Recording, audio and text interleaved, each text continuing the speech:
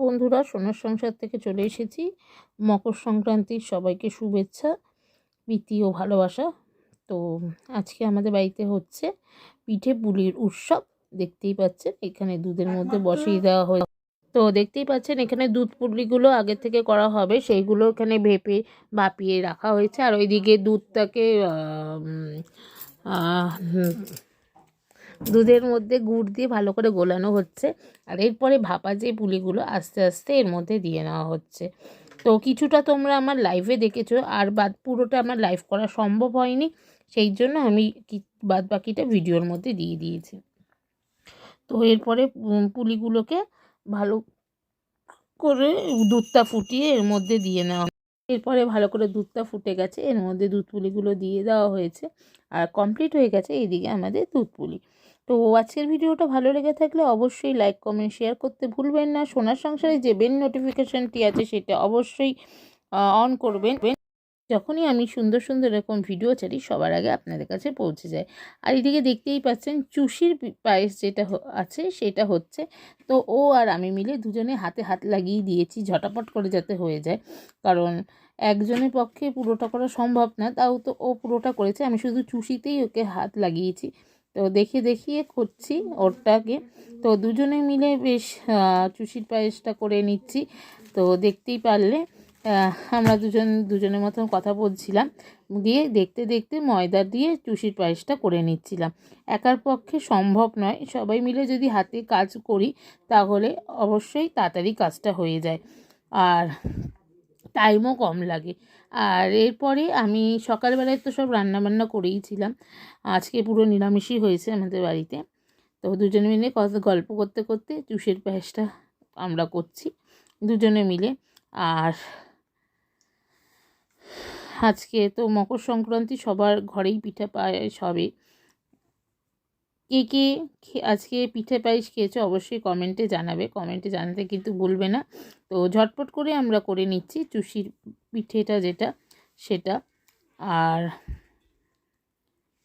এখানে ও করছে। আর এরপরে আমরা হাঁড়িতে বসিয়ে দিয়েছি দুধ গরম, আর এর মধ্যে দিয়ে দিয়েছি তেজপাতা আর গোটা এলাচ দিয়ে দুধটাকে ভালো করে ফুটিয়ে নিতে হবে। তারপরে এর মধ্যে আমরা দিয়ে নিয়েছিলাম খোয়া ক্ষীর, আর হচ্ছে এই যে পাটালি গুড় যেটা, ওটাকে অর্ধেক ভেঙে তারপরে দুধের মধ্যে আমরা দিয়ে নিচ্ছি। দুধটাকে ভালো করে গরম করে তারপরে আমরা এর মধ্যে গুড়টা দিয়ে দেব। গুড়টা ভালো করে দুধের সাথে ভালো করে মিক্স হতে দিতে হবে। এরপরে এখানে বসিয়ে দিয়েছি গোল পিঠে হবে, সেই প্রস্তুতি চলছে। এইটা গরম বসিয়ে দেওয়া হয়েছে, আর ব্রাশ দিয়ে তেলগুলোকে এরকমভাবে এর মধ্যে লাগিয়ে নেওয়া হচ্ছে, দেখতেই পেলে তোমরা। এরপরে যে ব্যাটারটা তৈরি করা হয়েছে সেই ব্যাটারটা এর মধ্যে দিয়ে নেওয়া হবে গোল পিঠে করার জন্য। তো এই যে আস্তে আস্তে এর মধ্যে দিয়ে নেওয়া হচ্ছে, দেখতে পাচ্ছই তোমরা গোল পিঠেতে তৈরি হচ্ছে। আর পিঠেটা ধৈর্য ধরে করতে হয়, তাড়াহুড়ো করলে পিঠে করা হয় না। তো এই ধৈর্য ধরে পিঠে করতে, আর প্রচুর সময় লাগে বাবা, প্রচুর টাইম নেয় পিঠে হতে। তো এরপরে আমরা এটাকে ঢাকা দিয়ে দেবো যাতে ভালো করে ভাপে পিঠেটা তৈরি হয়। এটা ভাপেই জাস্ট তৈরি হয় পিঠেটা।